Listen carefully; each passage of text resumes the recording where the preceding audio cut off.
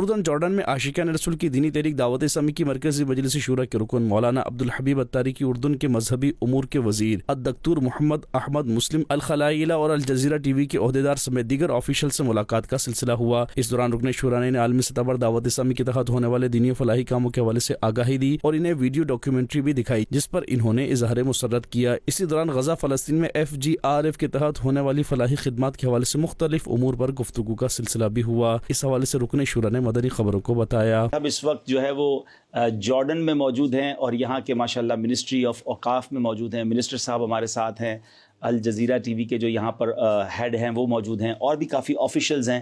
اور جیسا میں نے آپ کو بتایا تھا کہ ہمارا یہاں کا جو ٹور ہے اس کا مین مقصد فلسطین غزہ میں ہونے والے کاموں میں مسلمانوں کی مدد کرنا ہے، جارڈن میں دعوت اسلامی کے کاموں پر آگے بڑھنا ہے۔ تو ماشاءاللہ منسٹر صاحب نے بہت اچھا وقت دیا، بہت رسپیکٹ دی، بہت اچھے مشورے ہوئے ہیں، اور جلد انشاءاللہ آپ دیکھیں گے کہ FGRF کی طرف سے ایک بڑے پیمانے پر بڑا کام انشاءاللہ غزہ میں ہوگا۔ اللہ ہمارے مقاصد میں ہمیں کامیابی دے۔